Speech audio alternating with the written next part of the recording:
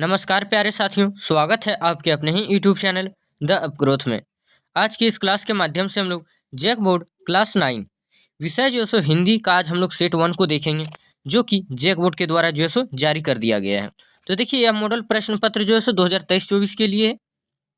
उस समय जो आप लोगों का एग्जाम में दिया जाएगा सो 1.5 घंटे का समय रहेगा और पूर्णांक जो होगा सो 40 नंबर का होगा। अब आगे देखिए, कुछ समय निर्देश जो दिए गए हैं सो उसे देख लेते हैं। सभी प्रश्नों के उत्तर जो है सो अनिवार्य हैं। प्रत्येक प्रश्न के लिए जो है सो 1 अंक निर्धारित किया गया है और प्रत्येक प्रश्न के जो है सो 4 विकल्प दिए जाएंगे। उनमें से एक सही विकल्प का जो है सो चयन करना है, ठीक है। गलत उत्तर के लिए कोई अंक नहीं काटे जाएंगे। अब अगर आप लोग इस चैनल पे नए आए हो तो वीडियो को लाइक करके हमारे चैनल को सब्सक्राइब कर लें। साथ ही साथ बेल आइकन को ऑल पे सेट कर लें ताकि हमारी वीडियो जो है सो सबसे पहले आप तक पहुंचे। अब आगे देखिए, खंड क में जो दिया गया है अपठित गद्यांश या पद्यांश, जिसे हम लोगों ने जो है सो नहीं पढ़ा है। तो देखिए, अब हम नीचे पढ़ते हैं। निर्देश जो दिया गया है सो निम्नलिखित गद्यांश को ध्यानपूर्वक पढ़कर प्रश्न संख्या जो है सो 1 से 4 तक के सही विकल्प का जो है सो चयन करें। प्रश्न संख्या नीचे जो 104 तक दिया गया इसी गद्यांश से है, तो उसको जो है सो सॉल्व करना है। देखिए, तो सबसे पहले हम इस गद्यांश को पढ़ते हैं। हमारे देश में कई प्रकार के त्यौहार मनाए जाते हैं। हमारे देश में जो है सो कई प्रकार के त्यौहार मनाए जाते हैं। इनमें कुछ धर्म से जुड़े होते हैं तो कोई नव वर्ष के आगमन से जुड़े होते हैं। त्योहारों के कारण पूरे वर्ष उमंग से भरा पूरा बना रहता है, यानी हर्षोल्लास जो है सो बना रहता है। नव वर्ष के आगमन के समय तो खेत लहलहाने लगते हैं, उनकी कटाई आरंभ हो जाती है। जब देखते हैं कि नव वर्ष का प्रारंभ होता है, उस समय जो है सो खेतों में धान की कटाई ये सब होने लगती है, ठीक है। नव वर्ष के आगमन के समय खेतों में लहलहान लगते हैं, उनकी कटाई आरंभ हो जाती। किसान का मन भी प्रफुल्लित हो जाता है। इसी प्रकार महापुरुषों की याद में मनाए जाने वाले त्यौहार हमारे मन को देशभक्ति एवं गौरव की भावना से सराबोर कर देती है। मतलब बहुत सारे महापुरुष के जो है सो जन्मदिन जैसे मनाया जाता है, ठीक है। आगे देखिए, सभी त्योहारों के लक्ष्य एक ही हैं। हम सभी त्योहारों को मिलजुल कर एक साथ हर्षोल्लास के साथ मनाएं और उसमें निहित अच्छे विचारों को संपूर्ण समाज में फैलाने में मदद करें, जिससे सभी धर्मों के लोगों में जो सो एकजुटता की भावना जागृत हो सके। यानी सभी लोगों में जो सो एकजुटता यानी एकता होने की भावना जो सो जागृत हो सके। अब आगे देखिए फ्रेंड्स, यहाँ से जो आप लोगों का प्रश्न शुरू होता है सो गद्यांश के अनुसार किसके आगमन के समय खेत लहलहाने लगते हैं। तो किसके आगमन के समय, तो भाई नव वर्ष के आगमन के समय। तो इसका राइट आंसर क्या हो जाएगा दोस्तों, नव वर्ष के आगमन के समय। आगे देखिए, 2 नंबर में पूछा जा रहा है, गद्यांश के अनुसार हम सभी त्योहारों को मिलजुल कर एक साथ कैसे मनाते हैं। तो एक साथ जो है सो मिलजुल कर कैसे मनाते, तो हर्षोल्लास के साथ मनाते। तो राइट आंसर ऑप्शन बी, हर्षोल्लास के साथ। आगे देखिए, क्वेश्चन नंबर 3 में पूछा जा रहा है, गद्यांश का सर्वाधिक उचित शीर्षक क्या होगा। गद्यांश जो हम लोगों ने अभी पढ़ा, तो इसका शीर्षक क्या होना चाहिए, तो त्योहारों का महत्व होना चाहिए, क्योंकि त्योहारों के महत्व पर ही तो एक गद्यांश है। तो राइट आंसर क्या होगा, ऑप्शन डी, त्योहारों का महत्व। अब आगे देखिए, 4 नंबर में प्रफुल्लित शब्द का पर्यायवाची होगा। प्रफुल्लित शब्द का पर्यायवाची क्या होगा, खुशी, प्रफुल्ल हो उठना, हर्षोल्लास। तो इसका राइट आंसर ऑप्शन ये, खुशी। अब आगे देखिए, फिर निर्देश में दिया गया पद्यांश से प्रस्तुत पद्यांश को ध्यानपूर्वक पढ़कर प्रश्न संख्या 5 से 8 तक के लिए जो सो सही विकल्प का चयन करना है। पक्षी और बादल ये भगवान के डाकिए हैं। पक्षी और बादल जो सो क्या, भगवान के डाकिए, जो एक महादेश से दूसरे महादेश में जाते हैं, यानी इधर उधर जो सो घूमते रहते हैं, एक महादेश से दूसरे महादेश जाते हैं। हम तो समझ नहीं पाते, मगर उनकी लई चींटियां पेड़ पौधे पानी और पहाड़ बचाते हैं। हम केवल यह आंकते हैं कि एक देश की धरती दूसरे देश को सुगंध भेजती है। एक देश की धरती जो है सो दूसरे देश को क्या भेजती है, तो सुगंध भेजती है। अब देखिए, यहाँ 5 नंबर में पूछा जा रहा है फ्रेंड, पक्षी और बादल को किस रूप में बतलाया गया है। पक्षी और बादल को जो है सो किस रूप में बतलाया गया है, तो अभी हम लोगों ने देखा कि पक्षी और बादल को देखिए यहाँ पे फर्स्ट में ही दिया गया है। पक्षी और बादल को जो है सो ये भगवान के डाकिया, तो किस रूप में बताया गया, तो डाकिया के रूप में। तो राइट आंसर क्या होगा, ऑप्शन ये, डाकिया। अब आगे देखिए, 6 नंबर में है दोस्तों, एक देश से दूसरे महादेश कौन जाते हैं भाई। एक देश से जो है सो दूसरे महादेश कौन जाते हैं? तो अभी हम लोगों ने यहाँ देखे, देखिए यहाँ पे दिखाते हैं, जो एक देश से दूसरे महादेश जाते हैं, हम समझ नहीं पाते तो कौन? पक्षी और बादल। तो इसका राइट आंसर क्या हो जाएगा दोस्तों? देखिए क्वेश्चन नंबर 6 में एक देश से दूसरे महादेश कौन जाते हैं? तो पक्षी और बादल। तो राइट आंसर यहाँ देखिए क्वेश्चन नंबर ऑप्शन डी में दिया गया, पक्षी और बादल। अब आगे देखिए फ्रेंड्स, क्वेश्चन नंबर 7 में पूछा जा रहा है सुगंध में कौन सा उपसर्ग होगा? सुगंध में जो सो कौन सा उपसर्ग होगा? तो देखिए गंध के पहले क्या लगा? सु लगा। तो इसमें कौन सा उपसर्ग होगा? तो सु। तो राइट आंसर ऑप्शन बी सु। गंध के पहले सु लगाए तो उपसर्ग कौन सा होगा? सु होगा। आगे देखिए क्वेश्चन नंबर 8 में दिया गया है दोस्तों, पद्यांश का उचित शीर्षक क्या हो सकता है? पद्यांश का जो सो उचित शीर्षक क्या हो सकता है? तो प्रकृति के संवाहक का। तो राइट आंसर ऑप्शन ये, प्रकृति के संवाहक का। प्रकृति से ही तो यह पद्यांश है। तो आगे देखिए खंड क में जो है सो व्याकरण से दिया गया है, संख्यावाचक विशेषण की पहचान करें। संख्यावाचक विशेषण की जो है सो पहचान करना है, ठीक। इनमें कौन सा जो है सो संख्यावाचक है? तो देखिए लाल टोपी, गोल चश्मा, अच्छा आदमी, ये सब क्या है? विशेषता बताए। लेकिन यहाँ देखिए ऑप्शन डी में दिया गया दो बेल। तो संख्यावाचक क्या हो जाएगा? दो बेल।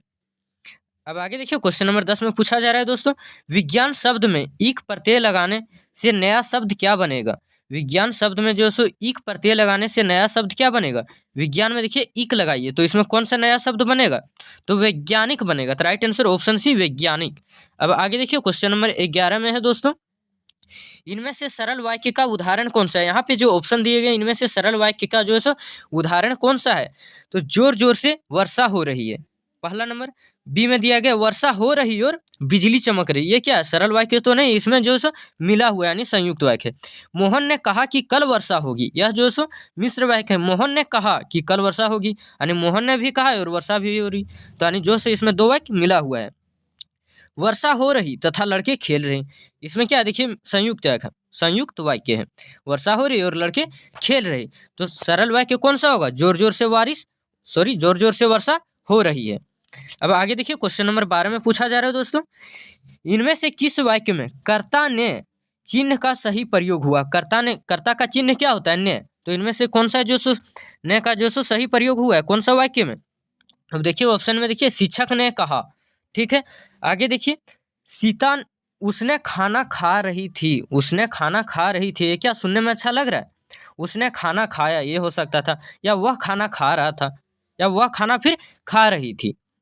आगे देखिए सी में दिया गया मोहन ने बाजार गया था, मोहन बाजार गया था, ये हो सकता है, लेकिन मोहन ने बाजार, ये सुनने में भी अच्छा नहीं लग रहा है। आगे देखिए डी में है सीता ने भजन गा रही थी, सीता भजन गा रही थी, ये हो सकता है, लेकिन यहाँ ने का जो है सो सही प्रयोग कहाँ हुआ है? शिक्षक ने कहा है, शिक्षक ने कहा। तो राइट आंसर ऑप्शन ये शिक्षक ने कहा है। अब आगे देखिए फ्रेंड्स 13 नंबर में दिया गया निम्नलिखित में से साकार का विलोम पहचाने। साकार का जो सो विलोम शब्द कौन सा होगा? तो साकार का विलोम शब्द निराकर होगा। तो राइट आंसर क्या हो जाएगा? Option B Nirakar.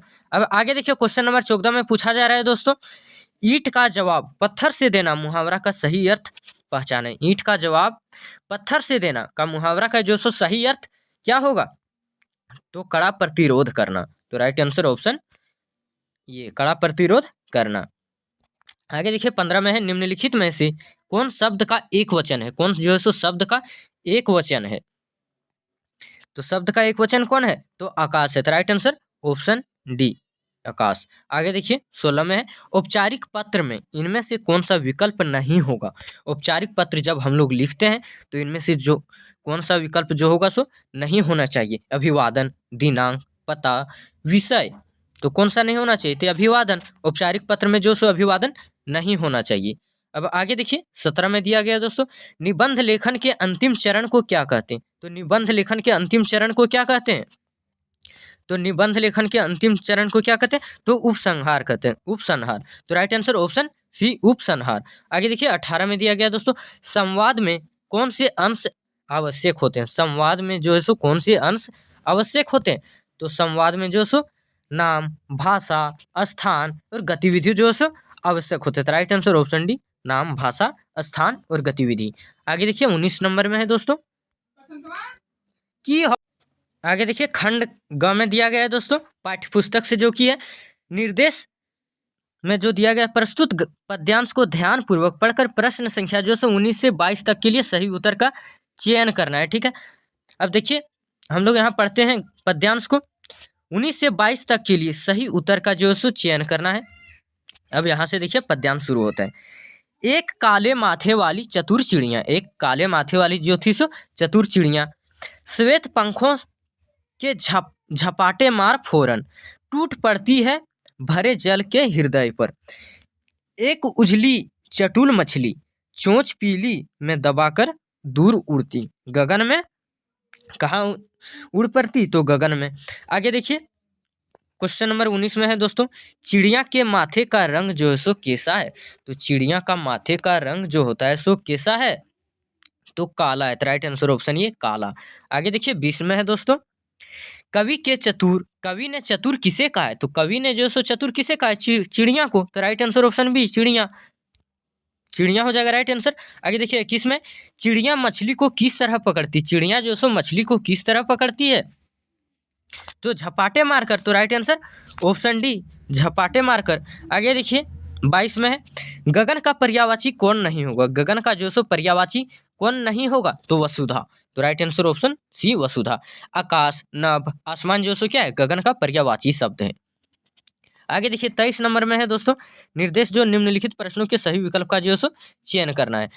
साखियां एवं शब्द पाठ के आधार पर दिए गए पदों और उनके तत्सम रूप दिए गए, इनमें गलत विकल्प का जो सो चयन करना है। साखियां शब्द पाठ के आधार पर ही दिया गया है, उनमें से कौन सा तत्सम रूप दिए गए इनमें से कौन सा जो सो गलत है। तो देखिए पखा पक्षी पशु पक्षी ये नंबर में। अब देखिए बी नंबर में दिया गया अनंत अनंत, सी में है निरपक्ष निष्पक्ष, डी में है दुहु दोनों। तो इसका राइट आंसर क्या हो जाएगा ऑप्शन ये पखा पक्षी पशु पक्षी जो सो गलत है। आगे देखिए 24 में दिया गया दोस्तों वाक पाठ के आधार पर निम्नलिखित में कौन सा वाक्य सही है। वाक पाठ जो है सो इनमें से निम्नलिखित में से कौन सा वाक्य जो सो सही है। ठीक है, तो देखिए ये नंबर में दिया गया है भव सागर पार करने के लिए कवियत्री प्रभु व्यक्ति को आवश्यक नहीं मानती। भव सागर पार करने वाले कवियत्री प्रभु भक्ति को आवश्यक नहीं मानती, यह क्या सही है। इसी पर देखिए बी में दिया गया है भोग और त्याग के बीच मध्यम मार्ग अपनाना चाहिए। कवियत्री उतराई के रूप में रुपये देनी चाहती है। डी में कवियत्री के अनुसार ईश्वर स्थान विशेष का वासी है। तो इसका राइट आंसर क्या हो जाएगा दोस्तों ऑप्शन बी जो है सो भोग और त्याग के बीच मध्यम मार्ग अपनाना चाहिए। भोग और त्याग के बीच जो है सो मध्यम मार्ग अपनाना चाहिए। आगे देखिए 25 में है दोस्तों केदी और कोकिला कविता के अनुसार मोहन के व्रत द्वारा किसकी ओर संकेत किया गया। केदी और कोकिला जो चैप्टर है आप लोगों का इसके अनुसार जो है सो मोहन के व्रत द्वारा किसकी ओर संकेत किया गया है। तो किसकी ओर संकेत किया गया है तो मोहनदास करमचंद गांधी की ओर। तो राइट आंसर ऑप्शन बी। आगे देखिए 26 नंबर में पूछा जा रहा है दोस्तों मेघ आए कविता के अनुसार धूल जो है सो किसका प्रतीक है। तो मेघ आए कविता के अनुसार जो है सो धूल जो है सो किसका प्रतीक है तो युवती का है। तो राइट आंसर ऑप्शन बी युवती का। आगे देखिए 27 में उसके पहले देखिए निर्देश जो दिया गया प्रस्तुत गद्यांश को पढ़कर प्रश्न संख्या जो है सो 27 से 30 तक के लिए सही विकल्प का जो है सो चयन करना है। ठीक है, गधे को कभी क्रोध मारते नहीं सुना ना देखा। गधा जो होता है सो उसे कभी क्रोधित आप लोगों ने नहीं देखा होगा ना सुना है। ठीक है, जितना चाहे गरीब को मारो चाहे जैसी खराब सड़ी हुई घास सामने डाल दो उसके चेहरे पर कभी असंतोष की छाया भी ना दिखाई देगी। चाहे उसे घास सड़ी हुई दो या उसे सामने जो सो क्या उसके सामने सड़ी घास रख दो। ठीक है, आगे देखिए उसके चेहरे पर कभी असंतोष की छाया ना दिखाई देगी। ठीक है, वैशाख में चाहे एकाध बार कुलेल कर लेता हो पर हमने तो उसे कभी खुश होते नहीं देखा, उसके चेहरे पर एक विषाद अस्थायी रूप से छाया रहता है। सुख दुख हानि लाभ किसी भी दशा में उसे बदलते नहीं देखा, यानी कभी भी उसे जो सो बदलते हुए नहीं देखा गया। ऋषियों मुनियों के जितने गुण हैं, ठीक है, वे सभी उसमें प्राकृष्ट को पहुंच गए हैं, पर आदमी उसे बेवकूफ़ कहता है। सद्गुणों का इतना अनादर कहीं नहीं देखा। अब आगे देखिए, क्वेश्चन नंबर 27 में दिया गया है दोस्तों, गधा कैसा प्राणी है? गधा जो है कैसा प्राणी है? तो सहनशील प्राणी है। तो राइट आंसर ऑप्शन बी सहनशील। आगे देखिए 28 में है, गधे में ऋषि मुनियों का कौन सा गुण पाया जाता है? गधे में जो सो ऋषि मुनियों का कौन सा गुण पाया जाता है? तो सुख दुख में समान भाव से रहने का। तो राइट आंसर ऑप्शन ये सुख दुख में समान भाव से रहने का। आगे देखिए 29 में, गधे को आदमी क्या समझता है? गधे को आदमी जो है सो क्या समझता है? तो बेवकूफ समझता है। तो राइट आंसर ऑप्शन बी बेवकूफ। आगे देखिए 30 में, गद्यांश के अनुसार विषाद शब्द का अर्थ होगा। विषाद शब्द का अर्थ जो सो क्या होना चाहिए? तो विषाद शब्द का अर्थ है दुखी, दुख। तो राइट आंसर ऑप्शन सी दुख। आगे देखिए निर्देश में, निम्नलिखित प्रश्नों के सही विकल्प का जो सो चयन करना है।